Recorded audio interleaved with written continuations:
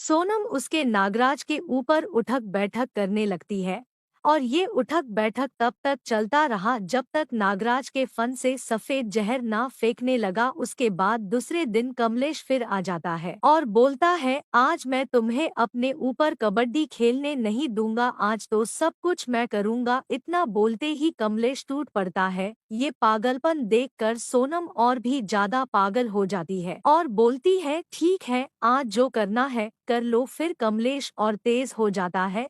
चंचल सोनम को रोकने टोकने वाला अब कोई नहीं था। पति के जाते ही वो सच संवर कर घर के बाहर ताक झांक करने लगती। हालांकि वो दो बेटियों की मां बन चुकी थी, लेकिन उसकी उम्र का अंदाजा लगाना मुश्किल था। सोनम के घर कमलेश का आना जाना था। वो सोनम की फुफेरी बहन दीपिका का पति था, लेकिन कानपुर शहर में रानीगंज मोहल्ले में रहता था। वो शटरिंग का काम करता था। कमलेश और सोनम का रिश्ता जीजा साली का था, इस नाते वो सोनम से हंसी मजाक में छेड़छाड़ भी कर लेता था। सोनम उसकी हंसी मजाक का बुरा नहीं मानती थी, बल्कि वो खुद भी उससे छेड़छाड़ और मजाक करती थी। वह सोनम के सौंदर्य की तारीफ करता था तो सोनम के शरीर में अलग अलग तरह की तरंगे उठने लगती थी। दो बच्चों की मां बनने के बाद सोनम के रूप लावण्य में और भी निखार आ गया था। उसका गदराया यौवन और भी रसीला हो गया था। झील सी गहरी आंखों में मादकता छलकती थी। संतरे की फांकों जैसे अधरों में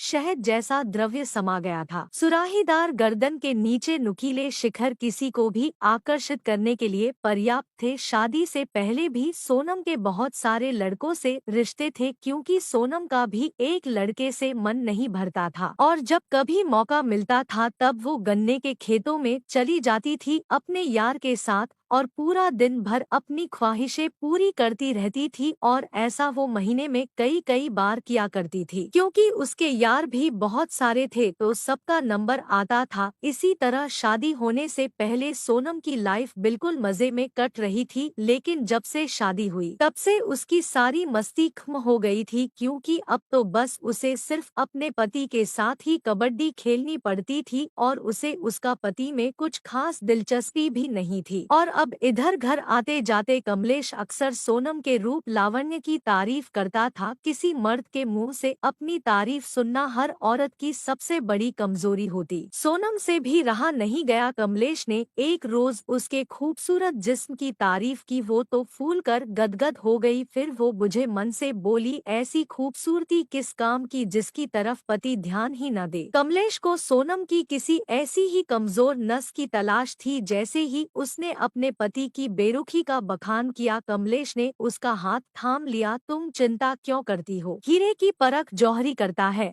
आज से तुम्हारे दुख मेरे हैं और मेरी सारी खुशियां तुम्हारी। कमलेश की लच्छेदार बातों ने सोनम का मन मोह लिया। वो उसकी बातों और उसके व्यक्तित्व की पूरी तरह कायल हो गई। अंदर ही अंदर उसके दिल की धड़कनें बढ़ गई। आखिर में मन बेकाबू होने लगा तो सोनम ने काटते होठों से कहा, अब तुम जाओ, उसके आने का समय हो गया है, कल दोपहर में आना, मैं इंतजार करूंगी। कमलेश ने वो रात करवटें बदलते काटी। सारी रात सोनम के ख्यालों में डूबा रहा। दोपहर होते होते वो सच संवर कर सोनम के घर जा पहुंचा। सोनम उसी का इंतजार कर रही थी। उसने उस दिन खुद को कुछ विशेष ढंग से सजाया संवारा था। कमलेश ने पहुंचते ही सोनम को अपनी बाहों में समेट लिया। आज तो तुम इंद्र की परी लग रही हो, जी चाहता है नजर नहीं हटाऊं, थोड़ा सब्र से काम लो जीजा, इतनी बेसब्री ठीक नहीं होती। सोनम ने मुस्कुरा कर कहा, कम से कम दरवाजा भीतर से तो बंद कर लो, वरना किसी आने जाने वाले की नजर पड़ गई तो हंगामा हो जाएगा। कमलेश ने फौरन घर का दरवाजा भीतर से बंद कर लिया। फिर बेकरार कमलेश शुरू हो गया। जिस दिन का कमलेश कब से इंतजार में था, आज उसे वो मिल रहा था। सोनम ने भी कस कर उसे जकड़ लिया। कमलेश की गर्म बाहों में गजब का जोश था।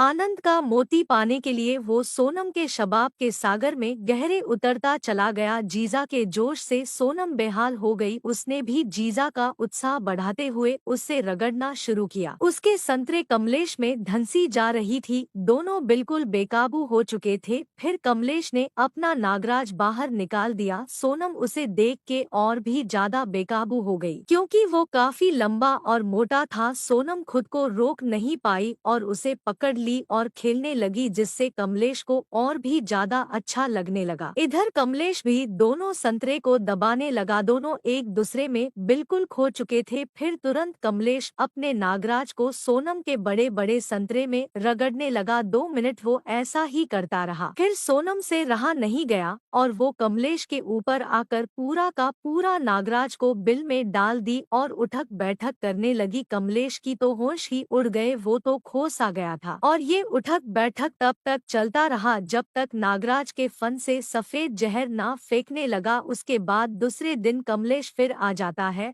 और बोलता है, आज मैं तुम्हें अपने ऊपर कबड्डी खेलने नहीं दूंगा, आज तो सब कुछ मैं करूंगा। इतना बोलते ही कमलेश टूट पड़ता है और तुरंत अपनी सारी ख्वाहिशें पूरी करने लगता है। इस बार पूरा कमान कमलेश के हाथ में होता है। ये पागलपन देखकर सोनम और भी ज्यादा पागल हो जाती है और बोलती है, ठीक है, आज जो करना है कर लो। फिर कमलेश और तेज हो जाता है और तुरंत नागराज को बिल में डालता है। नागराज काफी तेजी से बिल में अंदर बाहर होता है और ये सब 10 मिनट तक चलता है। बस उस रोज से ये खेल अक्सर खेला जाने लगा।